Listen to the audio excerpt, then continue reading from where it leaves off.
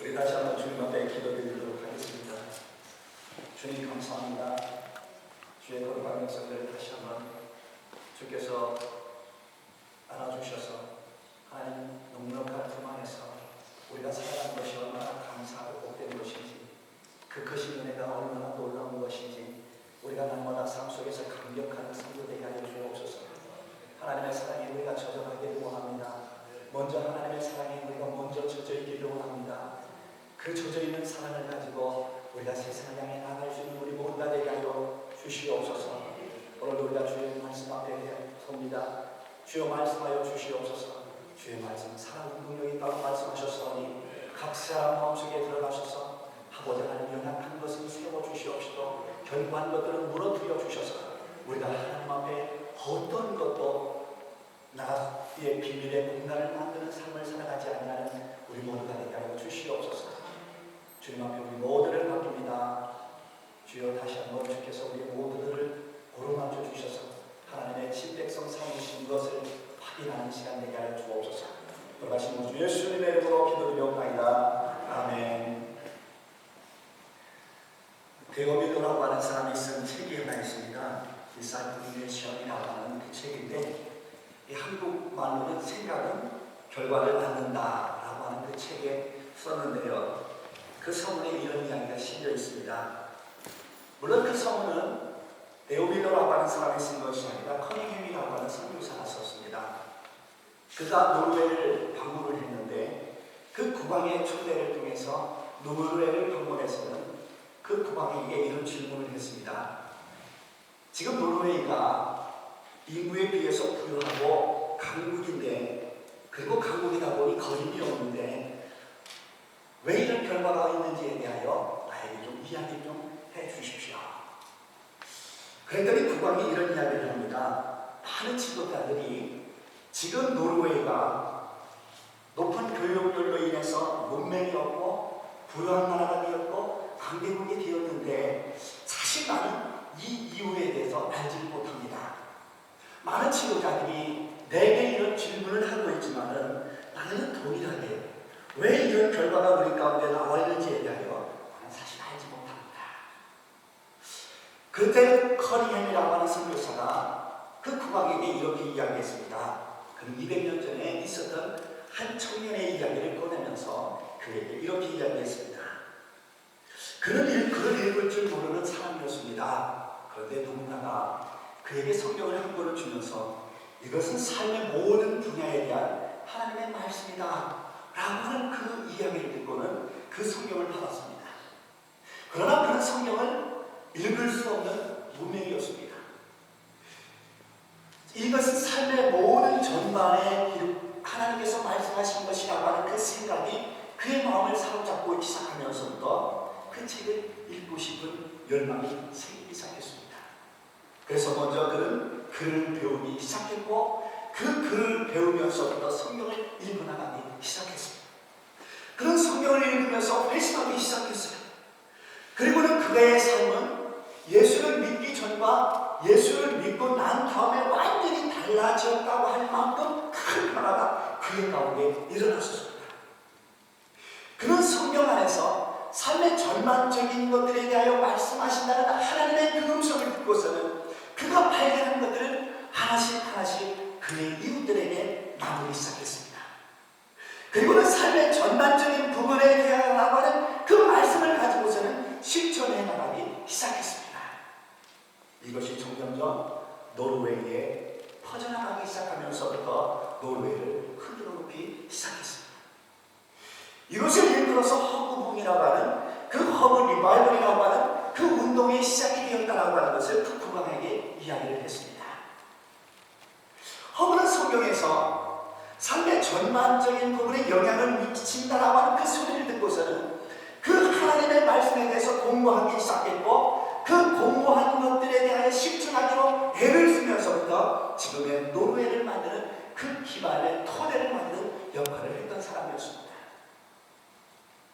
노르웨이는 200년 전만 하더라도 가난했던 나라였습니다. 자유가 없었던 나라였습니다. 대부분의 국민들은 그를 알지 못했던 사람들이었습니다. 그런데 지금은 인구 비례당 세계에서 가장 부유한 나라가 되었습니다. 자유가 가장 많은 나라가 되었습니다. 그리고는 교육 수준이 가장 높아서는 문명이 가장 적은 나라가 되기도 했습니다. 그리고 지금은 14,000개나 되는 이 선교 단체를 통해서 선교사들을 양육하고 그리고 파송하는 나라가 되었습니다. 이 놀라운 변화는 20살 넘은 평범한 청년인 한스 넬슨 허브라고 하는 사람으로부터 시작되었다라고 하는 것을 이야기하고 있는 것입니다. 우리가 가진 생각의 틀 속에서 세상을 어떻게 보고 또 성경을 어떻게 볼 것이냐라고 하는 문제는 아주 중요한 문제입니다. 그를 모르던 한 청년이 삶의 전 분야에서 말씀하신다라고 하는 그 소리를 듣고 그 성경을 읽으면서 그것을 자기 것으로 삼고 그것을 실천해 나가면서 그 노르웨이에 조금씩 운동처럼 벌려나가는 그 씨앗을 심었더니 나중에는 완전한 다른 나라가 되어진 것을 보게 되어집니다. 그래서 200년 전으로 완전히 다른 나라가 되었다고 하는 사실을 그 책에서 기록하고 있습니다. 같은 상황에 부모에게서 태어나서 살아가는 그 사람들이 있습니다. 그런데 얼마 만의 시간이 흐른 다음에는 완전히 다른 곳에 있는 사람들을 보게 되어집니다. 두 부부가 소개됩니다.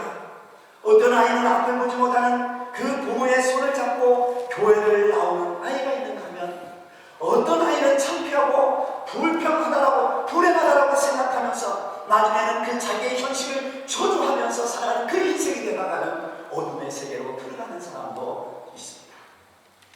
무엇이 이들을 그렇게 선택하도록 만들고 있습니까? 거짓띠에는 이것을 운명이라고 그렇게 말하고 있습니다.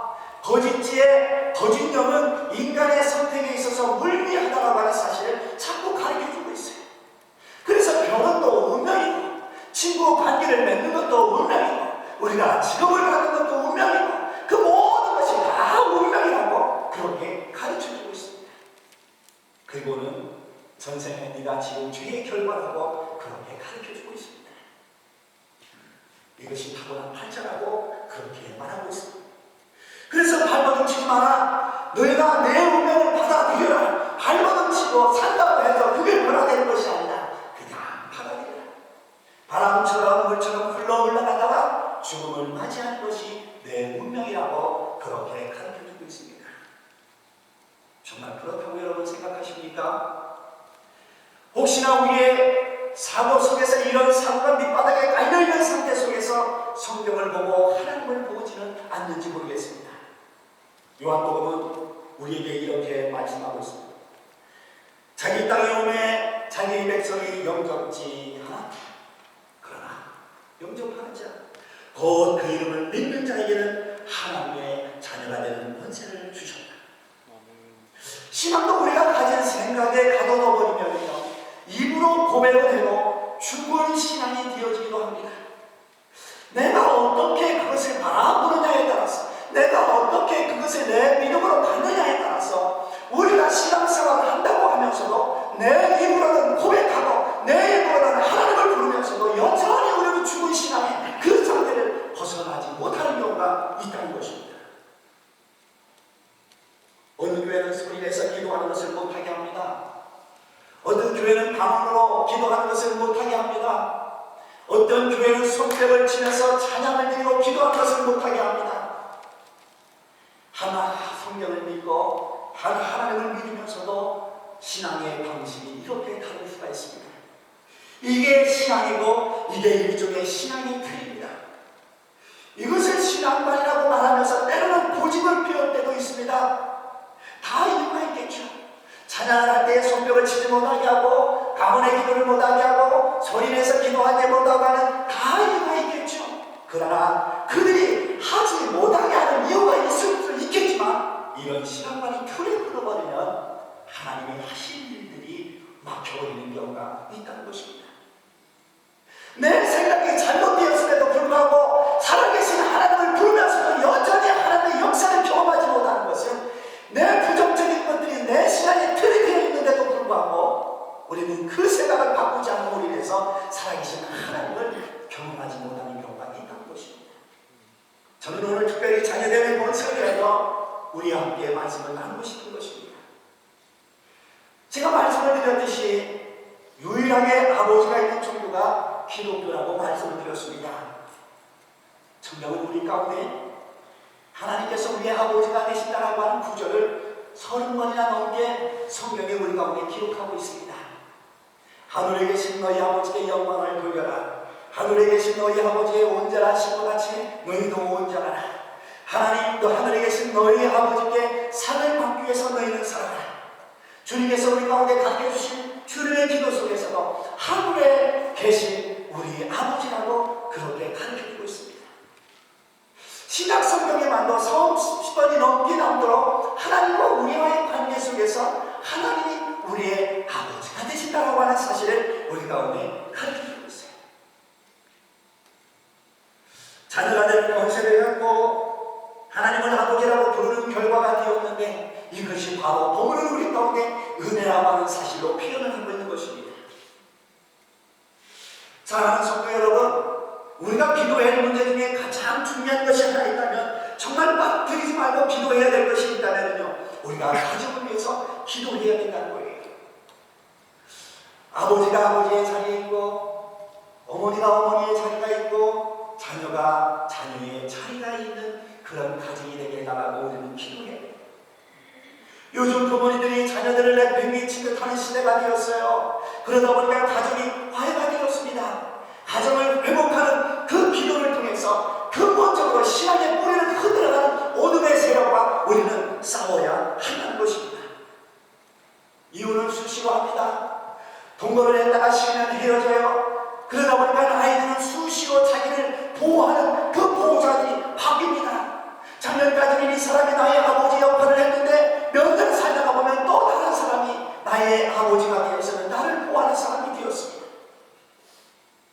아이들은 보호를 받아야 되는 그 환경에 살아야 되는데도 불구하고 아이들이 보호받는 환경에 살아가는 것이 아니라 아이들이 자꾸 변화되어지는 그 환경 속에서 살아남아야 되는 그 환경으로 바뀌면서부터 아이들이 눈치를 보기 시작합니다. 아버지가 없는 시대가 되었다는 하는 것은 참 불행한 세대인 것이에요.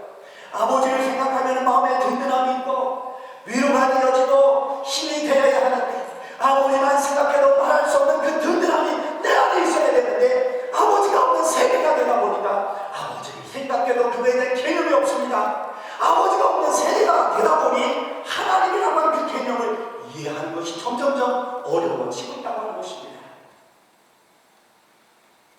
코미디에 보니 그런 이야기가 있습니다. 아주 뚱뚱한 여자가 있는데 식성이 얼마나 좋은지 모든 보는 것을 먹는 거로 다 연결을 시킵니다. 얼마나 잘 먹는지 그 상대편이 좀 그만 좀 먹어라 그렇게 이야기하면 그만 먹는 게 뭐야 하고서 대묻습니다. 너는 좀 나눠 먹어라. 나눠 먹는 게 뭐야? 남겨라. 좀 남겨라.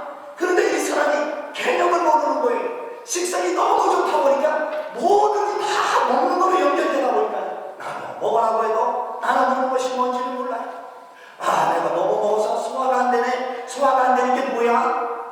이 사람에게서는 개념을 모르다 보니까요, 이 코믹한 것들을 그렇게 우리 가운데 가르쳐주지만 개념이 없으면 이해를 하지 못한다는 것을 우리 가운데 가르쳐주고 있는 거예요.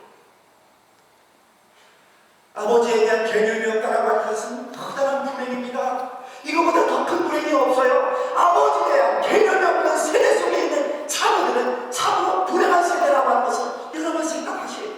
그래서 자녀들을 위해서 기도해야 돼요. 우리의 자녀들을 위해서 기도할 뿐만 아니라 세상에 있는 모든 가정들을 위해서 우리는 기도해야 돼요. 가정이 회복되기 위해서 기도하고 아버지가 있는 가정이 되어지고 어머니가 있는 가정이 되어서 아들이 자라나면서 아버지의 개념을 배우면서 아버지의 개념이 자연스럽게 하나님의 개념으로 연결되어지도록 우리는 그 가정의 회복을 위해서 기도해야 합니다. 이것이 바로 구원 세력을 방해하는 근본적인 세력과의 싸움인 것을 여러분이 기억하시기 바랍니다.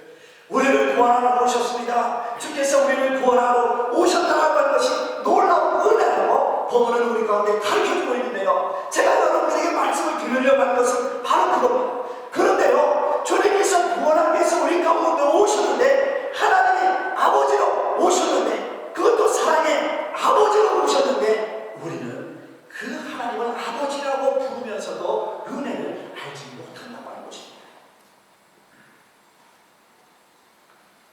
15장에 보면 이런 말씀이 나옵니다. 죄인이 되어 떠돌던 아이가 돌아오는 그 내용을 기록하면서 그 하나님 아버지가 어떤 분이신가에 대하여 우리 가운데 가르쳐주고 있는 상황을 묘사하고 있는 것이 있습니다.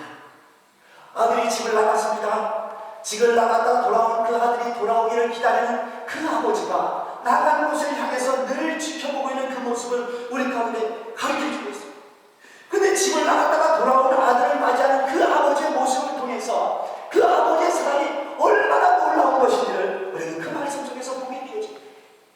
성경은 뭐라고 이야기하고 있냐면은 아직도 아들이 먼 곳에 있는데 아버지는 저를 보았어요. 아들이 아버지를 보기 전에 먼저 아버지는 아들을 본 것이었습니다. 매일같이 아들이 돌아오기를 바랬습니다. 아들이 돌아오기를 바라는 그 마음을 가지고 마치 망루에 올라가서 쳐다보는 것처럼 언제 나올까? 내 집을 나간 내 아들이 언제 나올까? 그 지켜보던 그 아버지의 눈에 집을 향해서 터덜터덜 걸어온 그 아들이 보였습니다.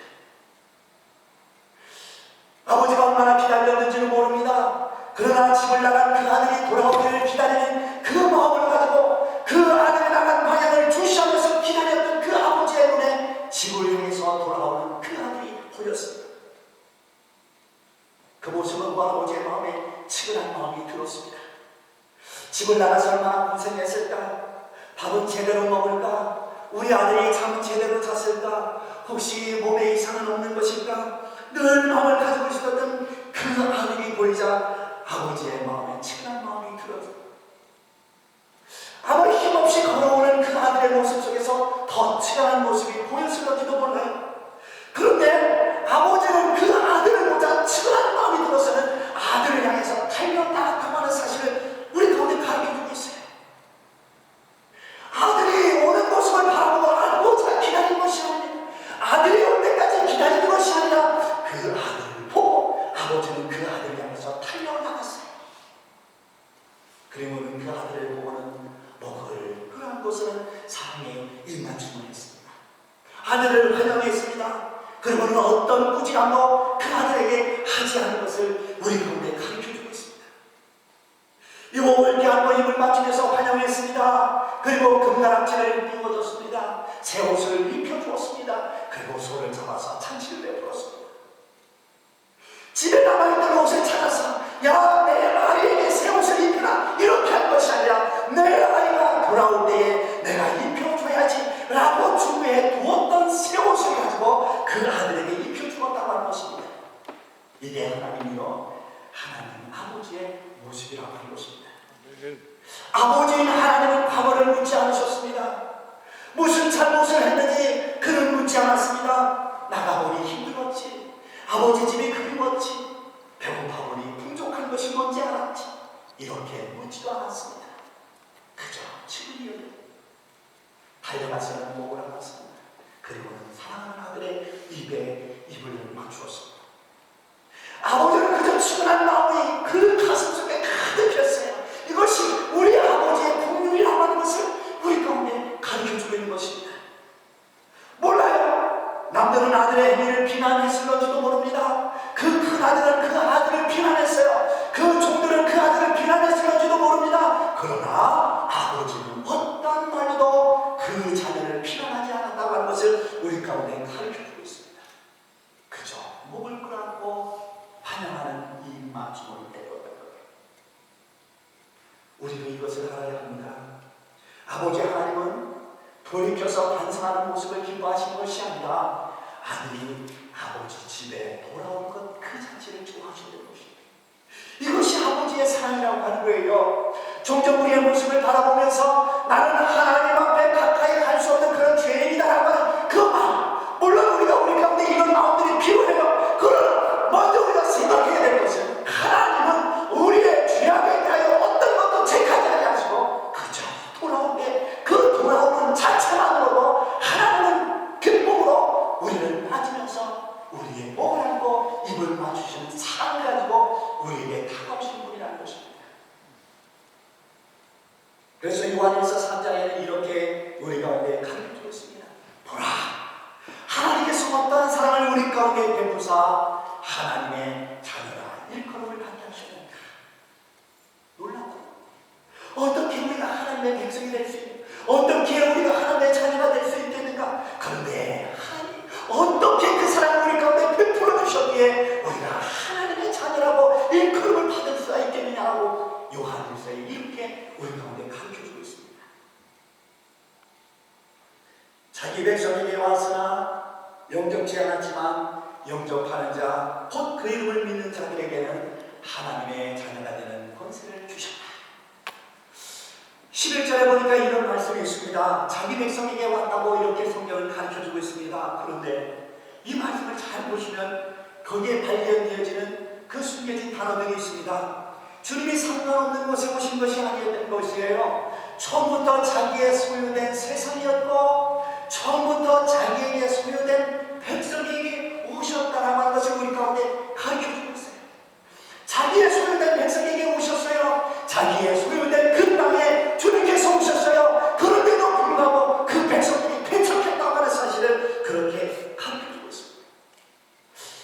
오늘날 예수에 대하여 모르는 사람들이 없을 정도로 전도가 되어졌던 이 시대에요. 우리가 오랜 시간들을 통해서 예수가 나의 주라고 고백하면서 신앙을 생활했던 시간들이에요. 그럼에도 불구하고 내 입으로는 주님을 영접했지만은 그 영접한 권세를 가지지 못하면서 살아가는 우리의 모습을 발견하게 되어진 것입니다.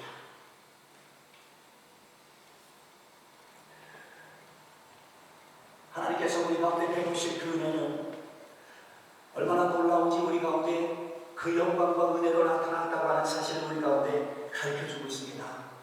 이것은 마치 우리의 모습이 아버지는 의리의리한 집에 사는데 우리는 가난해서 구걸을 하는 사람과 같은 삶을 사는 것과 같은 것입니다. 하나님의 아버지의 집은 거할 것이 많고 먹을 것이 풍성한데 마치 돼지밥을 먹으면서 살다 집 나간 그 아들의 모습처럼 우리가 종종 그렇게 신앙생활한단 말입니다. 제가 종종 말씀을 드리잖아요. 하나님은 살아계신데 나는 내 삶 속에서 하나님을 죽여놨습니다. 하나님은 살아계시다라고 우리 가운데 성경을 통해서 누누이 우리 가운데 말씀하시지만 이미 내 생각 속에서는 하나님이 죽어있어요. 하나님을 죽여놨어요. 하나님을 죽여놨고서는 그러면서도 우리는 여전히 하나님을 두고 있다고 하는 것입니다. 이것이 우리의 신앙이라고 하는 것을 저는 우리는 이 시간들을 통해서 좀 깨어나가기를 바라고 있는 것입니다.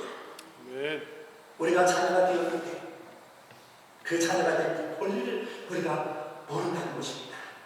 자녀가 되었다는 것, 여러분 이것은 단순한 구원만 받은 것이 아니잖아요. 하나님이 나를 구원하시는 것만으로도 감격하다라고 멈출 수 있는 문제가 아니잖아요. 하나님께서 우리 가운데 말씀하시려고 하는 것은 우리가 단순히 구원받은 것만 만족하는 것이 아니라 그 다음에 하나님께서 우리 가운데 말씀하시려고 하는 자녀의 권세를 가지고 살아가야 된다고 하는 것을 우리 가운데 가르쳐주고 싶은 것입니다. 여러분 우리 자녀들을 보면서 얼마나 뻔뻔스럽게 여러분들에게 요구하십니까? 정말 우리의 자녀들을 보면 정말 뻔뻔하다고 하는 것을 새삼 느낍니다. 아버지, 엄마는 내 입에 들어가는 것을 뺏어라도 자식의 입에 넣어주려고 하는 그 마음을 가지고 살아가는 그 모습을 보게 되어지잖아요.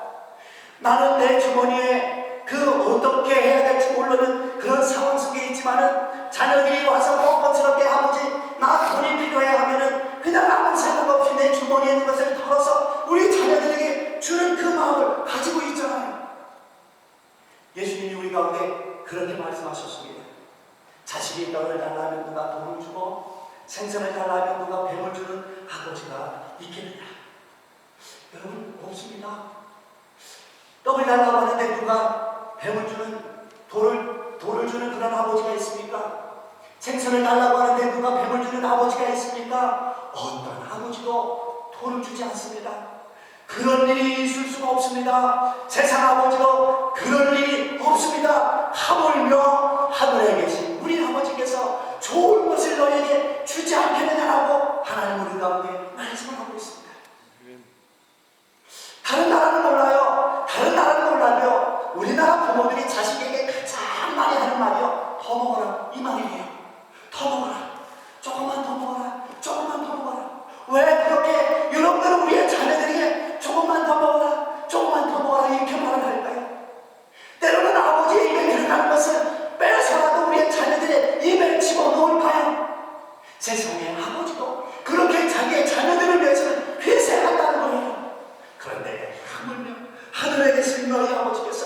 좋은 것을 주지 않겠느냐라고 묻고 있는 것입니다. 제가 지금 여러분들에게 신앙의 초보적인 문제, 예수를 믿고 자녀되라고 이 말씀을 드리는 건 아닙니다. 여러분, 우리는 이미 초보의 단계를 넘었잖아요. 이제는 자녀의 권위를 가지면서 좀 살아가자라고 하는 말씀을 드리고 싶은 것입니다. 잘못하고 아버지께 죄를 지었음에도 불구하고 아버지 집에 돌아온 아들을 부여하고 입을 맞추고 잔치를 벌이듯이 하나님은 언제나 우리에게 그 권세를 회복시켜 주고 싶은 마음을 늘 가지고 계신 겁니다. 내가 죄를 저질렀지 네가 내 마음을 가지고 아버지의 종으로 있겠다라고 하는 그 말대로 너는 내 집에서 풍요하게 먹게, 너는 종으로 있어라, 그렇게 말씀하지 않았다는 거예요. 그저 돌아온 그 아들을 부여한 것은 그의 입을 맞추면서 단치를 벌여놓았어요. 그리고는 그 아들에게 그 자녀로서의 권위를 회복시켜 주셨습니다. 우리는 생각을 바꾸셔야 합니다. 영접하는 자, 그 이름을 믿는 자에게는 하나님의 자녀가 되는 권세를 주셨으니 이미 자녀가 되었으니까 이제 좀 자녀답게 살아보자 말입니다. 네. 당당하게 좀 책임감 있게 우리 좀 살아보자 말입니다. 네. 우리가 때때로 어려운데 하나님 앞에 좀 당당하게 요구도 해볼 수 있는 그런 신앙이 좀 해봅시다. 네. 아버지, 내가 자녀답게, 하나님 내가 자녀답게 살고 싶습니다. 아버지, 내가 자녀답게 아버지의 영광을 돌리면서 살고 싶습니다. 그렇게 하나님 앞에 때라도 좀 서보십시오. 정한 되면 아버지, 나는 하나님의 백성입니다. 하나님의 자녀입니다. 하나님 알아서 하십시오. 이제는 나는 모르겠습니다. 아버지 알아서 하십시오. 여러분, 우리의 자녀들이 그렇게 하면 네가 네 문제는 네가 알아서 하라고 발차는 그런 부모가 어디 있습니까? 이것은 아버지와 자녀의 관계를 우리 가운데 가르쳐주고 있는 거예요. 우리가 하나님의 자녀가 되었다고 말하면서도 늘 우리는 우리의 문제를 가지고 내가 시험해요, 내가 풀으려고 해요. 어떻게 하면 이 문제를 풀을 수 있지에 대해서 온 신경이 거기에 쏠려 있어요. 그럴 때 우리가 하나님 앞에 가지고 하나님께서 이 문제를 좀 풀어주십시오. 하나님, 내가 망하면 하나님의 아들, 아버지의 아들, 나 망하는 겁니다. 이런 뻔뻔스러움을 가지고 좀 하나님 앞에 우리의 삶의 문제를 내맡기시기를 바랍니다. 문제는요, 내게 자녀의 의식이 없다 보니까요, 자꾸 내가 뭔 문제를 가지고 풀려고 하는 그런 시간을 가지고 있다는 거예요. 이제 생각을 바꾸십시오. 옛날에 그런 우스운 말이 있었어요. 한 사람이 정신병동에 입원을 했는데요, 이 사람의 문제가 뭐냐면 나는 고양이다, 이런 생각을 가지면서 사는 사람이었어요. 나는 고양이다. 진짜요? 정신병동에 가보니까 그런 사람 참 많더라고요. 나는 고양이다. 그래서 의사가 상담을 하면서 치료를 했어요. 나는 고양이가 아니다. 나는 고양이가 아니다. 그래서 이 환자의 생각을 바꿔놓았습니다. 그래서 의사가 부르면 나는 고양이가 아니다. 나는 고양이가 아니다. 그래서 의사가 보니 이제 퇴원해도 되겠다고 하는 생각이 들었어요. 그래서 퇴원하라고 그 환자에게 말을 했더니 이 환자가 나가다 말고 문 앞에 서서는 자꾸 나가지를 않고 바깥을 살핍니다. 그래서 의사가 물었어요. 왜 집에 안 가고 여기 있습니까? 이더니 환자가 뭐라고 말을 하냐면 밖에 개들은 나를 고양이라고 생각하는데 어떻게 하죠? 여러분, 이것은 무엇을 얘기하는 건지 우리 다 아실 겁니다. 내 의식이 바뀌지 않으면요, 믿음이라고 하는 것이 아무런 힘을 내지 못할 때가 있어요. 내 의식이 바뀌지 않으면요, 내가 하나님 앞에 부르짖어도요, 아무런 응답을 받지 못할 때가 종종 있어요. 그래서 14절에 우리 가운데 이렇게 말씀하고 있어요. 말씀이 육신이 되어 우리 가운데 거하시네 아버지의 영광이요 은혜는 충만하더라. 이 의미가 바로 이런 것입니다. 여러분, 10편 23편에 보면 이런 말씀이 있어요. 내 영혼을 소개시키시며 자기의 이름을 위하여 우리를 의의 길로 인도하시거든. 선한 목자는요, 자신을 위해서 그 양을 가장 안전한 길로 인도를 해요. 그게 선한 목자의 기쁨이고 그 선한 목자가 가지고 있는 마음의 이유입니다. 다른 거 없어요. 그냥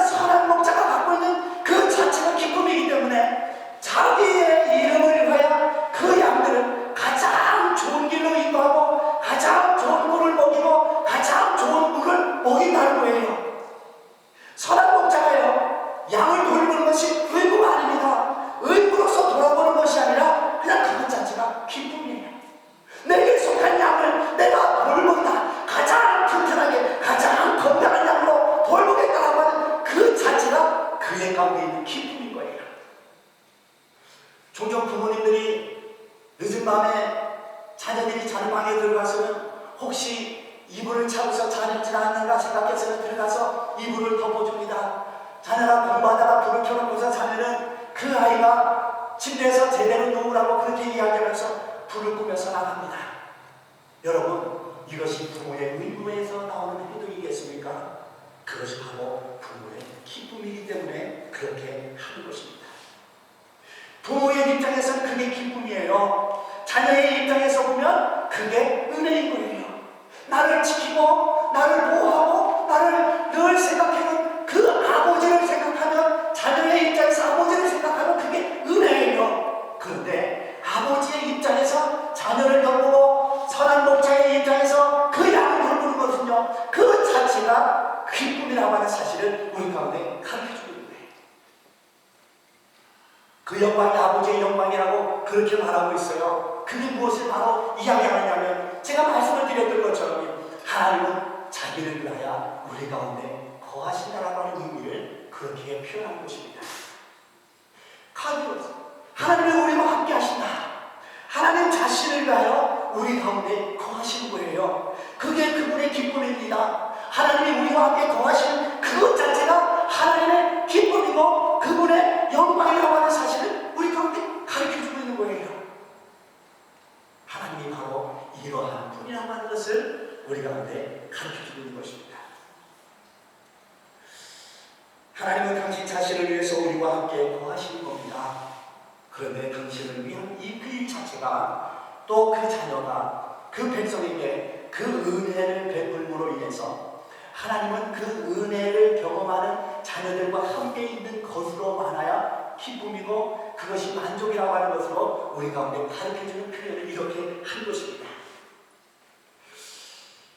그런데요, 그 은혜가 우리 가운데 뭐라고 표현하고 있느냐면 충만하다고 그렇게 표현하고 있습니다. 이 충만하다라고 하는 것은요, 어떤 의미냐면요, 마치 빛이라고 하는 것이 어둠 가운데 비치면서 그 어둠 가운데 그 빛이 채워지는 것처럼요, 그 하나님의 은혜가 그렇게 채워지는 거예요. 하나님의 그 영광이 충만하다라고 하는 것은요, 우리들 가운데, 하나님의 백성들 가운데 그렇게 채워지는 거예요. 그렇게 빛이 채워지는 것처럼 우리 가운데 하나님의 기쁨이, 하나님의 만족이, 하나님의 영광이 그렇게 쫙 채워지는 거예요. 자녀들은 우리 안에 그렇게 하나님이 그렇게 채우신다는 겁니다. 하나님께서 무슨 은혜를요, 보따리를 집어던지듯이 집어던지는 것이 아니라는 거예요. 어둠 가운데 그 빛으로 채우는 것처럼 그렇게 구석구석 앞밑이 없는 곳까지 하나님은 그 은혜를 쫙 비춰주신다는 하는 것을 그렇게 우리 가운데 설명하고 있는 겁니다. 그런데요, 더 놀라운 말씀이 있습니다. 그것은 무엇이냐면 16절에 이렇게 말하고 있습니다. 우리가 다 그의 충만한 데서 받으니 은혜 위에 은혜로라. 야, 이게 하나님이십니다. 이게 예수 그리스도입니다. 그냥 충만한 것만이 아니라 그 충만한 것이요, 더 충만하다는 거예요. 그것이 우리가 볼 때는요, 그 충만함이 너무 넘쳐나서는요, 이것이 은혜라고 표현한 것이야. 은혜에 또 은혜요, 또 은혜라고 그렇게 성경은 우리 가운데 가르쳐주고 있는 것입니다. 그의 충만한 데서 받으니 이미 물이 흘러흘러 꽉 채워진 것처럼 충만하게 주셨음에도 불구하고 거기에 또 하나님께서는 그 영광을 또 다 부어주시는 것입니다. 하나님께서는 그 은혜를 쏟아 부어주시고 그 하나님의 기쁨을 쏟아 부어주심에도 불구하고 충분하지 아니하다고 생각하시면서 또 부어주시고 또 부어주시고 또 부어주시는 것을 은혜 위에 은혜라고 그렇게 표현하고 있는 것입니다. 하나님은 한 번 은혜 주시고 끝나는 것이 아닙니다. 이래서 은혜로 끝나는 것이 아니라는 거예요. 다르게 말하면 어떤 탱크에 그 은혜가 담겨 있어서는요, 그것이 다 쓰고 나면 끝나는 것 같은 은혜가 아니라는 거예요. 마치 영원히 마르지 않은 그 샘에서 물이 계속 흘러나가는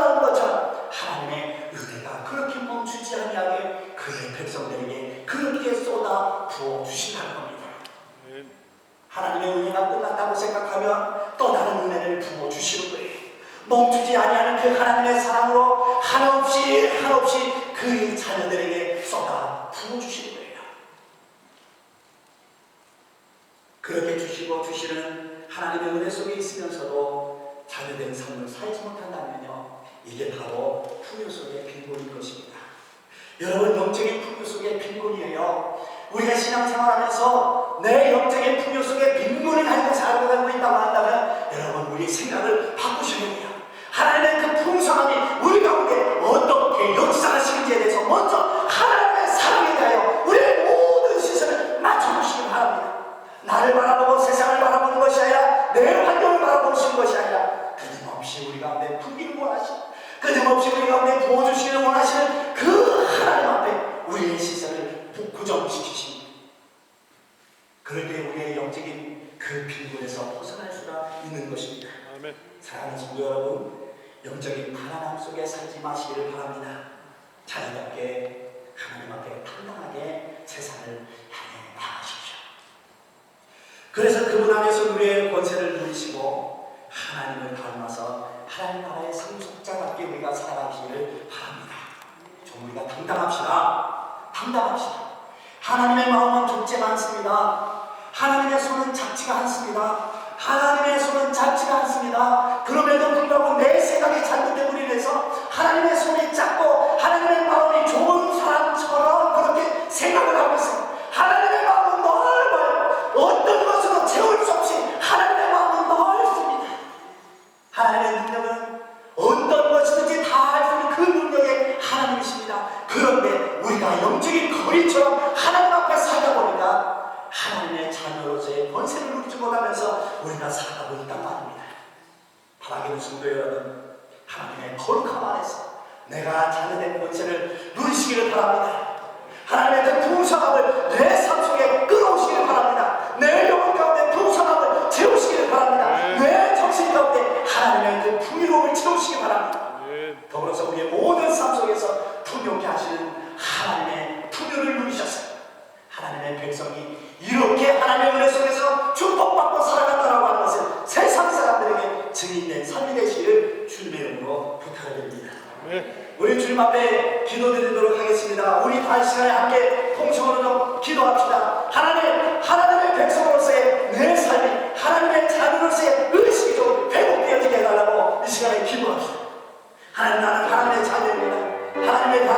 하나님의 자녀에게 행하셨던 그 놀라운 은혜의 역사들을 나에게 행하시옵소서. 나는 하나님의 자녀로 하나님 앞에 뻔뻔스럽게 나가는 삶이 되기를 원합니다. 이 시간에 우리 함께 동성으로 주님 앞에 간구 기도드리도록 하겠습니다. 사랑 우리가 충만하시고 자비로우신 아버지 하나님 감사합니다.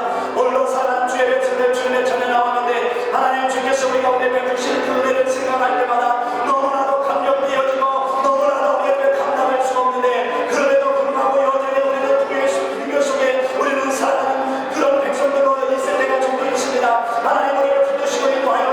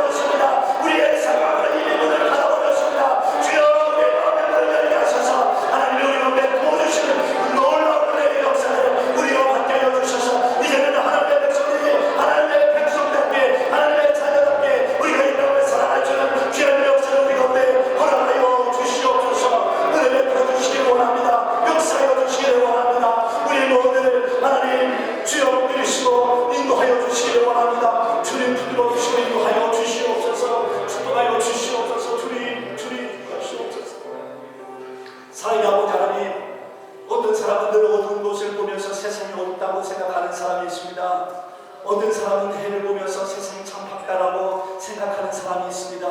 주님, 우리 가운데 그 생각을 고쳐주시옵소서. 하나님, 우리 가운데 이런 부정적인 생각이 있다면 주님 고쳐주시옵소서. 우리 가운데 어두운 것들을 바라보는 것을 좋아하는, 나도 모르게 무의식적으로 어두운 것을 바라보는 그런 습성이 있다면 하나님 그것을 고쳐주시옵소서. 하나님, 우리가 하나님을 생각하면서도 하나님의 은혜를 생각하는 것이 아니라 하나님의 진방을 생각한다면 하나님 우리의 생각을 고쳐주시옵소서. 하나님의 은혜를 먼저 생각하게 하여 주옵소서. 하나님의 은혜를 내 가운데 채워주게 하시고 하나님의 그 풍성함을 내 가운데 먼저 채우게 하여 주셔서 그 은혜 속에 우리가 젖어감으로 인하여 나도 모르는 사이에 내가 거룩해져 있는 나를 발견할 줄은 우리 모두가 되게 하여 주시옵소서. 우리가 어두운 것을 바라보면서 나를 고치려고 애를 쩐다 할지라도 내가 고치지 않는 나의 모습을 바라보게 되어집니다. 그러나 하나님의 그 거룩하신, 하나님의 그 풍성하신 내 안에 채움으로 인하여 나도 모르는 사이에 내가 거룩한 백성이 되어서 하나님의 거룩한 나를 향해서 가는 내 모습을 바라볼 줄은 우리 모두가 되어질 수 있도록 인도하여 주시옵소서. 에녹이 하나님과 동행하였더니 그가 죽음을 보지 아니하고 하나님의 나라에 갔다고 성경 우리 가운데 가르쳐주고 있습니다. 그가 하나님만 바라보고 하다 보니 나도 모르는 사이에 세상과 끊어졌습니다. 하나님, 우리도 그런 삶을 살아갈 줄은 우리 모두가 되게 하여 주시옵소서. 하나님, 우리는 부정적인 것들, 땅에 있는 더러운 것들을 생각하는 것이 아니라 하나님만 바라보고 하나님만 생각하고 하나님의 나라만 바라보며 우리가 나아가게 하셔서 에녹이 죽음을 보지 아니하고 하나님의 나라에 올라가는 것은 그가 깨달은 것처럼 하나님 우리가 그렇게 삶을 살아갈 줄 우리 모두가 되게 인도하여 주옵소서. 주님은 우리 가운데 말씀하시는 은혜 위에 은혜를 베푸셨다고 말씀하셨습니다. 더 이상 부을 수 없을 만큼 하나님은 우리 가운데 커다란 은혜를 부어주셨는데 우리는 우리의 마음을 닫아버렸습니다. 우리의 생각을 닫아버렸습니다. 열어주시옵소서. 하나님, 우리의 깊은 심령 속에 하나님의 그 영광을 채워주시옵소서. 하나님의 그 기쁨을 채워주시옵소서. 그래서 우리의 그 공간 속에 어떤 것도 내가 주인된 것이 없게 하시고 어떤 방에도 어둠이 주인되어진 봉이 없도록 주께서 만들어 주셔서 오직 내 비밀한 그 모든 것까지 다 하나님 앞에 열어놓고서는 하나님이 나의 주인 되어주시고 하나님이 나의 왕이 되어주시고 하나님이 나의 생명이 되어진 것을 선언할 줄을 우리 모두가 되게 하여 주시옵소서. 은혜 베풀어준 주님을 찬양합니다. 영광마다 주시옵소서. 돌아가신 분 예수 그리스도의 이름으로 축복하며 기도하옵나이다. 아멘. 우리 다 같이 일어나셔서 주님 앞에 찬양하겠습니다. 내 영혼이 그렇게 깊은 데서 맑은 바람이 울려나네.